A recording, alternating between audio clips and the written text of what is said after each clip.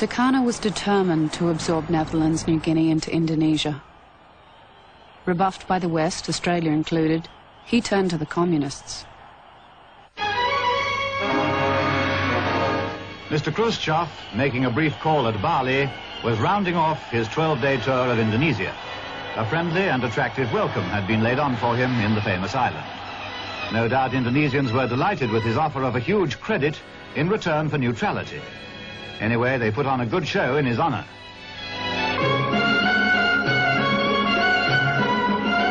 But Mr. K was rather tired and very, very hot. President Sukarno evidently noticed it and tried to cheer him up by decorating him with a flower. Strange customs they have in the Far East. But when in Bali, do as the Balinese do. With the Cold War at its height, now worried about losing Indonesia to the communists. So they courted Sukarno and leaned on the Dutch. In 1962, President Kennedy persuaded the Dutch to hand over their colony to Indonesia. The deal was brokered at UN headquarters in New York and was called the New York Agreement. The Indonesians would take over from the Dutch under United Nations supervision. But there was one major proviso. Within 5 years, there would be an act of free choice for the Papuans to go it alone or remain with Indonesia.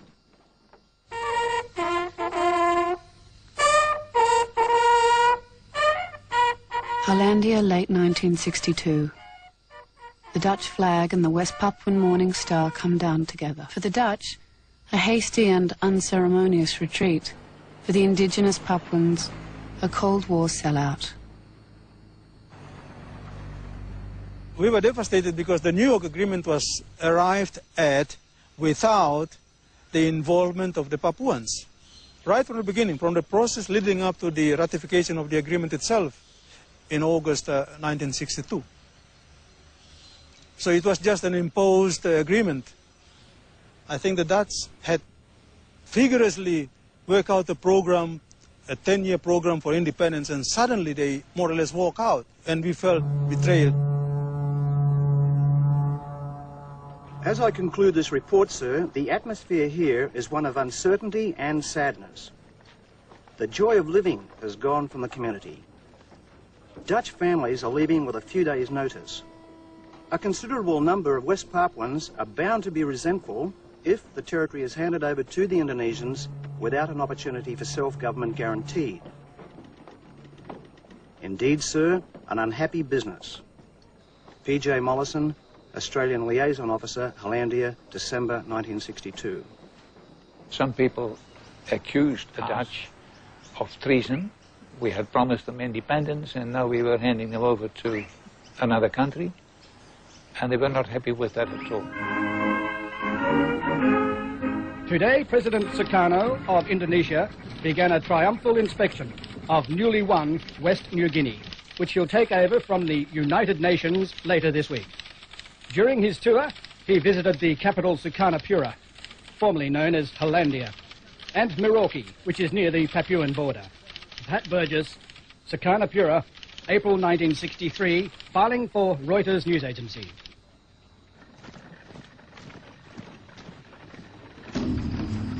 They came as winner of a war, not against the Dutch, but against West Papuans.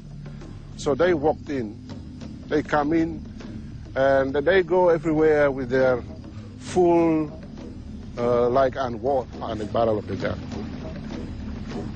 The Indonesian military came in, led by militia.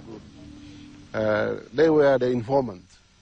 They are the one who pinpoint who the military should beat, should shoot, or should arrest. So one time they came to me. So I was grabbed on my throat. And then I was trying to look at back who was playing with me. But then quickly the bicycle chain landed on my left cheek. And then the hole was cut all the way down. And then it's not only me. So many upcoming students, promising leaders were beaten up, like my experience. Some even shot dead. President Sukarno announced that there would be no act of free choice. By 1965, Indonesian authority was firmly entrenched in the new province. But Sukarno's glittering victories were not enough to save him from the ambitions of others.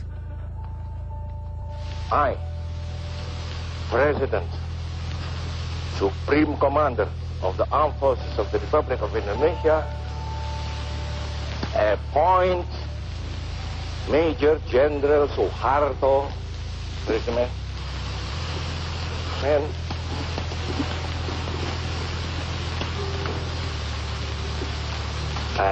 I appoint him as Minister,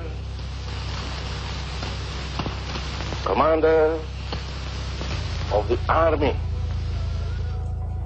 Within 2 years, General Suharto had become President Suharto and had taken complete control in Indonesia. A vote of self-determination in 1960.